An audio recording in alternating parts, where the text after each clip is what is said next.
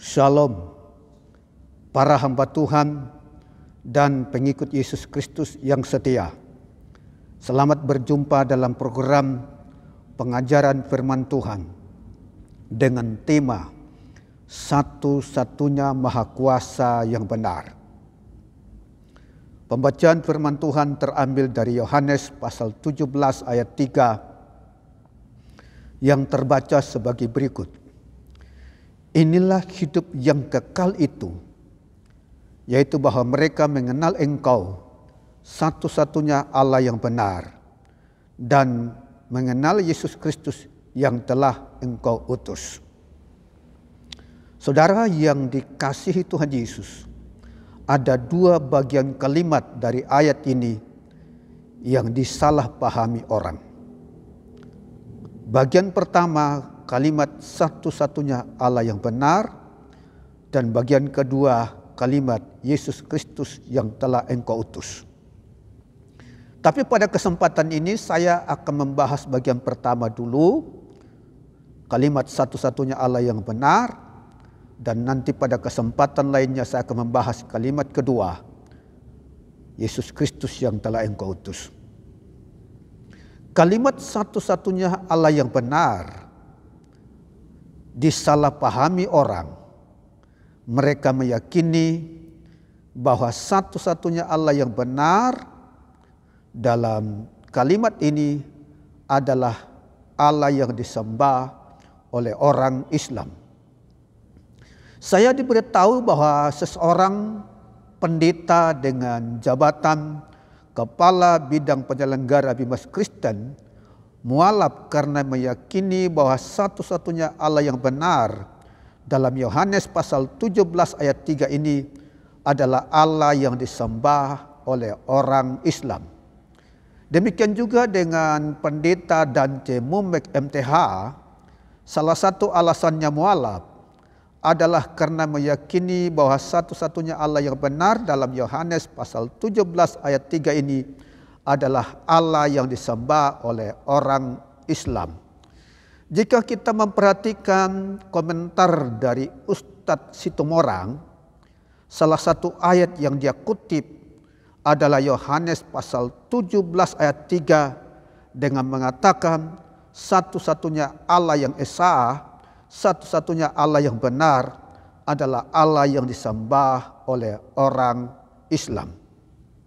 Saudara kekasih Tuhan, kalau seorang pendeta dengan jabatan Kepala Bidang Penyelenggara Bimas Kristen dan yang satunya adalah jabatan Gembala Sidang dengan pendidikan teologi tingkat tinggi di bidang Kristen, mualaf karena meyakini satu-satunya Allah yang benar dalam Yohanes pasal 17 ayat 3 adalah Allah yang disembah oleh orang Islam, maka saya terlalu yakin ada orang lain juga mualaf karena alasan yang sama. Mereka mualaf karena mereka gagal memahami maksud dari kalimat yang diucapkan oleh Yesus dalam doanya itu. Sesungguhnya Allah yang dimaksud oleh Yesus dalam kalimat ini berbeda dengan Allah yang disembah oleh orang Islam. Sekali lagi, Allah yang dimaksud oleh Yesus dalam kalimat ini berbeda dengan Allah yang disembah oleh orang Islam. Berikut ini saya akan sampaikan 7 alasan kenapa berbeda. Alasan pertama, makna kata. Makna kata Allah dalam agama Kristen berbeda dengan makna kata Allah dalam agama Islam. Kata Allah dalam agama Kristen adalah nama gelar pribadi yang diyakini sebagai maha kuasa dan disembah.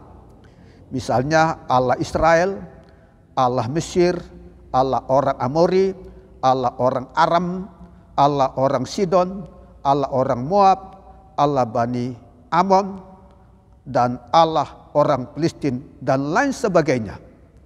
Sedangkan kata Allah di dalam agama Islam adalah nama diri pribadi yang disembah oleh orang Islam. Untuk memudahkan memahami perbedaan antara nama gelar dan nama diri, berikut ini saya sampaikan 2 contoh. Contoh pertama, Presiden Joko Widodo. Presiden itu adalah nama gelarnya sebagai seorang pemimpin negara. Sedangkan Joko Widodo adalah nama dirinya yang melekat pada dirinya. Contoh kedua, Raja Daud. Raja itu adalah nama gelarnya sebagai seorang pemimpin negara. Sementara Daud itu adalah nama dirinya yang melekat pada dirinya. Dengan demikian sudah jelas bahwa kata Allah dalam agama Kristen adalah nama gelar pribadi yang disembah sebagai yang Maha Kuasa. Sementara kata Allah di dalam agama Islam adalah nama diri pribadi yang disembah oleh orang Islam. 2. Orang Israel tidak mengenal Allah. Orang Israel zaman perjanjian lama sampai orang Israel zaman perjanjian baru, termasuk Yesus, tidak mengenal Allah. Mereka tidak pernah mengenal ada pribadi yang disembah dengan nama Allah, baik dengan nama gelar maupun nama diri. Bahkan kosakata Allah tidak terdapat dalam Alkitab Perjanjian Lama berbahasa Ibrani maupun dalam Alkitab Perjanjian Baru dan yang berbahasa Yunani. Jadi benar orang Israel termasuk Yesus tidak mengenal Allah. 3. Yesus tidak menyebut Allah dalam doanya. Ketika Yesus berdoa, dia tidak menyebut Allah, melainkan Theos. Karena Yesus tidak berdoa dalam bahasa Indonesia yang menggunakan kata Allah. Kata Allah hanya ada dalam Alkitab berbahasa Indonesia dan bahasa Melayu, dan mungkin ada lagi yang lainnya, sebagai terjemahan dari kata Elohim dari Perjanjian Lama yang berbahasa Ibrani dan kata Theos dari Perjanjian Baru yang berbahasa Yunani. Itu alasan ketiga, Yesus tidak menyebut Allah dalam Yohanes pasal 17 ayat 3 itu. 4. Yesus menyebut Theos untuk Tuhan Israel.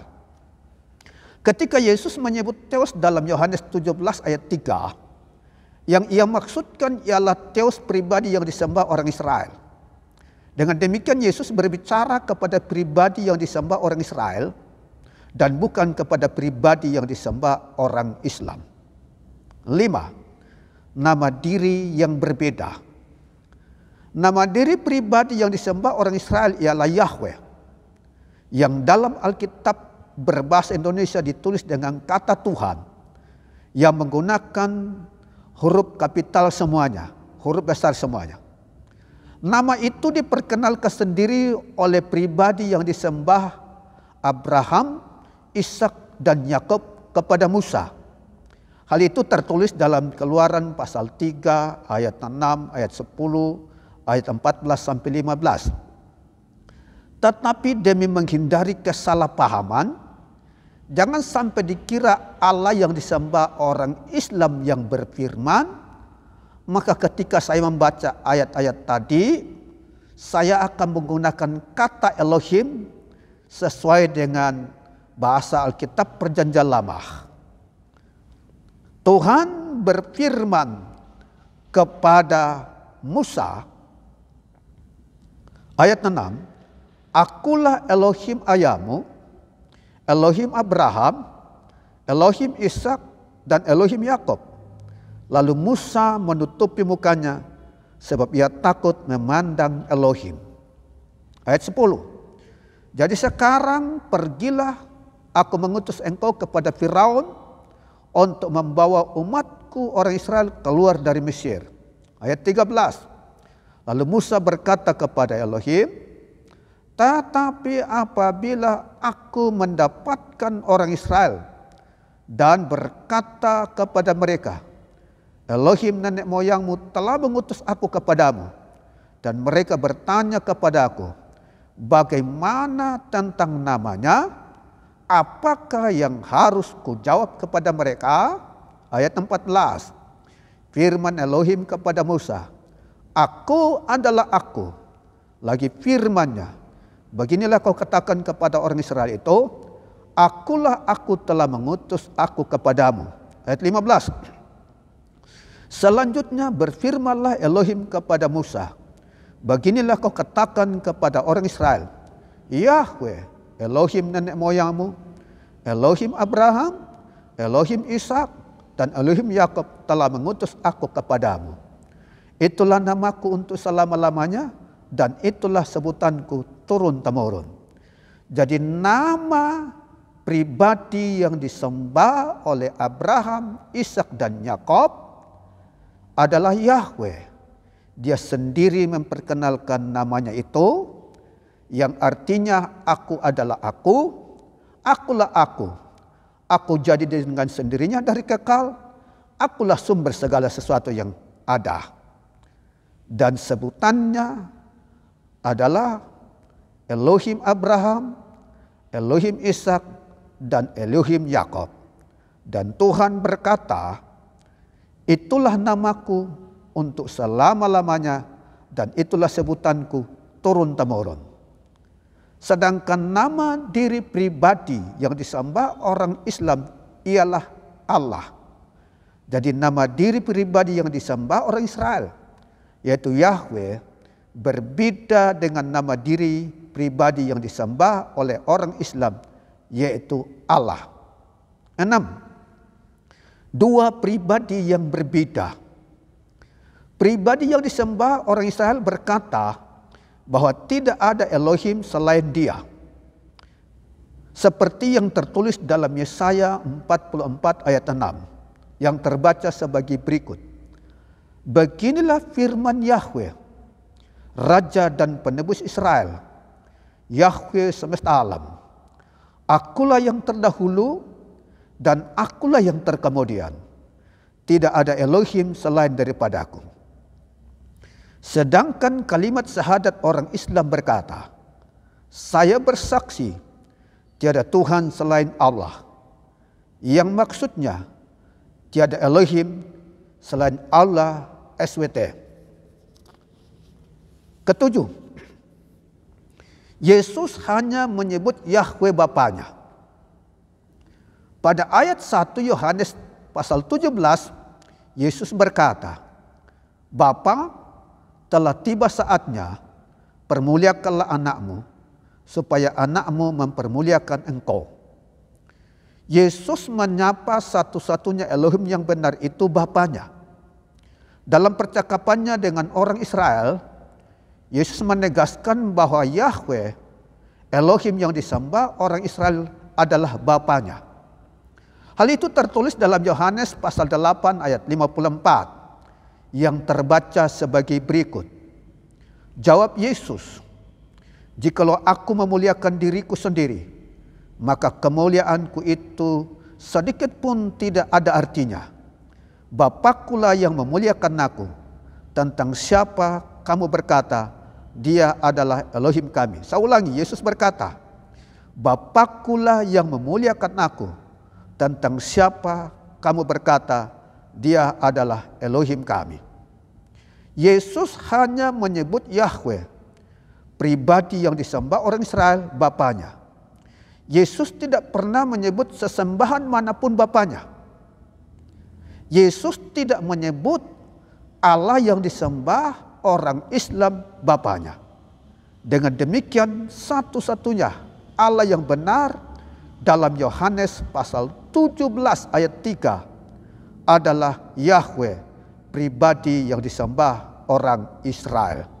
Kesimpulan, 1. Allah yang dimaksud dan disapa Yesus Bapanya dalam Yohanes pasal 17 adalah Yahweh, Maha Kuasa yang disembah orang Israel, bukan Allah yang disembah orang Islam. 2. Nama dan pribadi yang disembah orang Israel, yaitu Yahweh, berbeda dengan nama dan pribadi yang disembah orang Islam, yaitu Allah SWT. 3. Yahweh, Maha Kuasa yang disembah orang Israel, adalah satu-satunya Maha Kuasa yang benar. Itu yang dimaksudkan di dalam Yohanes pasal 17 ayat 3. Satu-satunya Elohim yang benar adalah Yahweh. 4. Yahweh Maha Kuasa yang disembah orang Israel, satu-satunya juru selamat. Tertulis dalam Yesaya 43 ayat 11 yang terbaca sebagai berikut. Akulah Yahweh, dan tidak ada juru selamat selain daripadaku. Kiranya uraian ini memberi pencerahan bagi semua orang yang ingin mengenal satu-satunya Maha Kuasa yang benar. Tuhan Yesus memberkati.